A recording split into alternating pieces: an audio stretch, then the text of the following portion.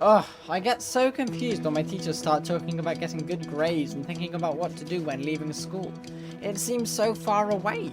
Do I need to be thinking about this stuff now?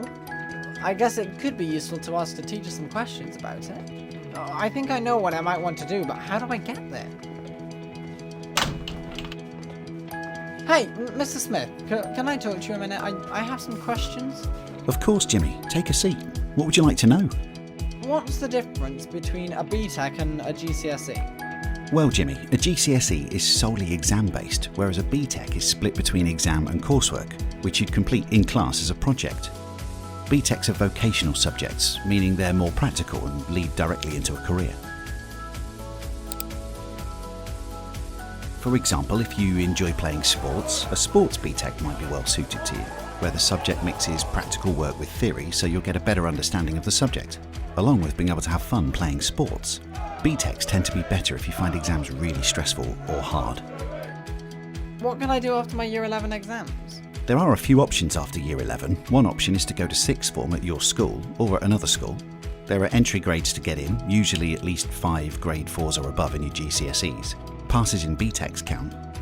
Sixth form is 2 years long, and you typically sit exams at the end of the second year. You'll normally pick 3 subjects to study. To be able to study an A-level, you'll need at least a grade 6 in that subject, if you did it for GCSE. Sixth form offers new subjects available for you to study like psychology, criminology, law, photography and politics. This is useful as you can choose subjects you're most interested in. There are also vocational subjects that we talked about earlier. Vocational subjects are BTECs, right? Yeah. BTECs are more practical. You can study subjects like health and social care, childcare, business, IT, media and sport. Different sixth forms offer different subjects, but remember you can choose any subject, mixing A-levels and BTECs together to choose what sparks your interest the most. Then after sixth form, you can go into work or university. Another option is college. This would be doing just one vocational BTEC subject that you're specifically interested in. If you know which career path is for you, then this could be great to get a specialist education in that subject. These can be subjects like agriculture, photography, and uniformed public services. If you might like to be in the armed forces, police or fire service, or even if you want a career in hairdressing, beauty, plumbing, carpentry, bricklaying, or electrical engineering, you can study any of those, or maybe even start your own business. There are different level college courses, each with their own entry grades. Level 3 courses have the highest entry grade. It's like a triple BTEC, the same as doing 3 subjects in sixth form, but it's the same subject instead of doing different ones. Or you can take a T-level, which is a cool new course where you spend lots of time working with a company, getting real work experience, as well as studying. You could go to university after taking a T-level or a level 3 BTEC at college, the same as you can after sixth form. Okay, so I can get a job after Year 11 and not study? Not quite, Jimmy. If you want to be in a workplace after Year 11, there are 2 options, both involving a bit of studying, but mainly working. If you've done some work experience or had a part-time job, you could apply to companies for an apprenticeship. That's a paid job with training. You'd still have to study for 1 day a week, most likely at a local college, doing a course relevant to your job. If you don't feel ready for the workplace or haven't built up enough skills to succeed at interview, you could do a traineeship instead. This is unpaid, but you get to work with a company to gain experience, which will help you get an apprenticeship in the future. You could also choose to study with an independent training provider.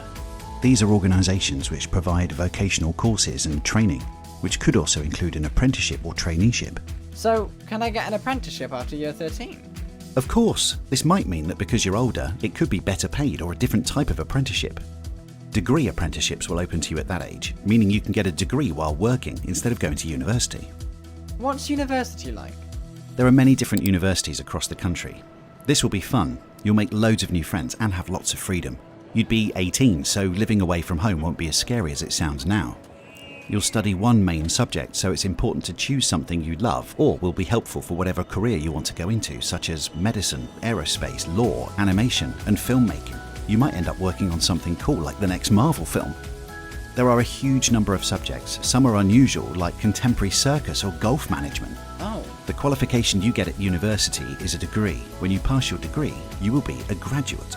Oh, there's so many routes I can take. Don't worry, Jimmy, you don't need to decide now. You'll get plenty of support at each step to help you along the way. It's good that you're asking questions about it early on. It gives you plenty of time to think and make sure you've made the right decision. All you need to be doing now is keep working hard and get the best grades you can, so you're able to do whatever route you want.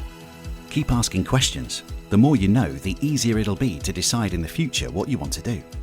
You'll probably be working for 50 years, which is a long time, so it's important to go into a career that allows you to work your way up to a good income, but most importantly, one that you really enjoy. Thanks, sir. You're welcome, Jimmy.